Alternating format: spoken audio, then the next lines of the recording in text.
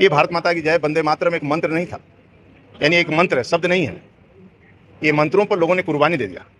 देश के स्वतंत्रता सेनानियों ने, जो राष्ट्रभक्तों ने देश की कुर्बानी दी, वो लोगों को इतिहास के पन्नों में समेट दिया गया। लेकिन 14 के बाद देश के प्रधानमंत्री आदरणीय नरेंद्र मोदी प्रधानमंत्री बनने के बाद उन सभी महापुरुषों को, चंद्रशेखर आजाद, भगत सिंह, सुभाष चंद्र बोस, अशफाक उल्ला खां या बाबा भीमराव अंबेडकर, सरदार पटेल, बिरसा मुंडा, ऐसे सभी महापुरुष, उदा देवी से लेकर रानी लक्ष्मीबाई तक, जिन्होंने अंग्रेजों और मुगलों के खिलाफ संघर्ष करके इस देश की आज़ादी के लिए, देश के लिए, राष्ट्र के लिए समर्पित किया ऐसे जीवन, वो लोगों को समाज में लोग जाने कि उनकी क्या उपयोगिता थी। आज सरदार पटेल की 125वीं जयंती वर्ष पर मैं यहाँ हूँ। जिस समय देश आज़ाद हुआ था, अंग्रेजों ने छोटे छोटे टुकड़ों में छोड़ दिया था देश में। यदि सरदार पटेल ने सभी रियासतों को एक न किया होता तो आज मैं भोपाल जाता तो वीजा लेना पड़ता, भोपाल के आगे बढ़ता सूरत तो वीजा लेना पड़ता, हैदराबाद जाते तो वीजा लेना पड़ता, श्रीनगर जाते तो वीजा लेना पड़ता। यानी कई राजाओं का अपना स्वतंत्र सेनाएं थी, पुलिस था और उनके अपने झंडे अलग अलग थे। लेकिन सरदार पटेल ने बिना बंदूक की नोक की एक साधारण बातचीत में लाठी न डंडों का उपयोग किया।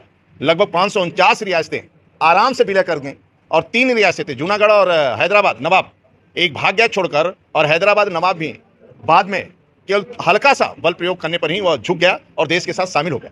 श्रीनगर कश्मीर बचा हुआ था, तो आदरणीय नरेंद्र मोदी आने के बाद सरदार पटेल का जो सपना एक बचा हुआ था, वह भी 370 धारा हटाकर उस सपने को भी साकार कर दी। आज सरदार पटेल अपने जीवन में ऐसे त्यागी, मतलब इतिहास के पन्नों में आज़ादी के बाद ऐसे महापुरुष कम मिलते हैं जिसको 15 राज्यों में 13 राज्य संगठन का राष्ट्रीय अध्यक्ष बनाने वाला हो और बनने वाला व्यक्ति हो। और जो राष्ट्रीय अध्यक्ष कांग्रेस का होता है 46 में, जिस समय उनको चुना जा रहा था, वही देश का प्रधानमंत्री बनता।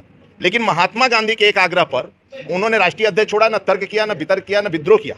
आज तो लोगों को मंच पर नाम छूट जाए तो भिड़ने लगते हैं।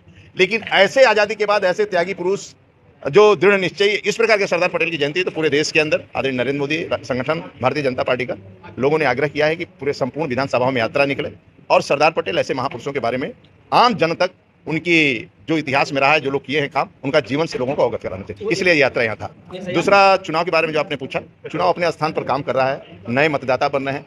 स्वाभाविक रहता है, कभी कभी कठिनाइयाँ रहती है कि अब 40-48 साल की बेटी है, अब उसकी शादी 18 में हो गई होगी, फिर भी बाप के नाम वो मतदाता सूची में उसका नाम अंकित है, तो हो सकता है पति के यहाँ भी हो, इसलिए हो रहा है इस प्रकार की।